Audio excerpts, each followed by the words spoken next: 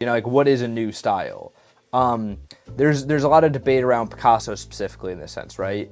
Some people say he stole cubism from another artist. Some people say that a lot of, I believe it was African sculptures. He had a lot of it in his studio, and people say that a lot of his faces will resemble a lot of these sculptures, right? Even poses, things like that.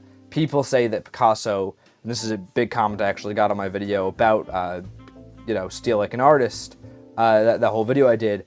People say that Picasso stole a lot, everything. People say he stole, right? So when Picasso, let's kind of just synthesize these arguments here, because I think there's a lot of credence to some of this. I can't say for sure Picasso was thinking, so I don't know if this was on purpose that he synthesized these things. Maybe it was more of a mood board in his studio than it was stealing, right? We could make that case, I guess, but let's use that as our example here. Instead of saying that Picasso stole these things, let's say that he synthesized these things. He was very carefully like, I want to put together a new style. He saw cubism, like some stuff that maybe made him think in that vein.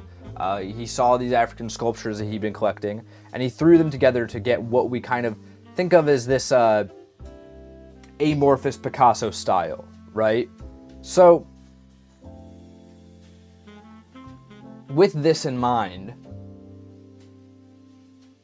would we say, I don't think anybody would argue he didn't come up with a new style. I think most people back then perceived it as a new style that he came up with. And I think that it's hard to argue he didn't now, because even if you want to say he stole these elements, there's no arguing that you don't look at a Picasso and see it as so distinctly a Picasso, right?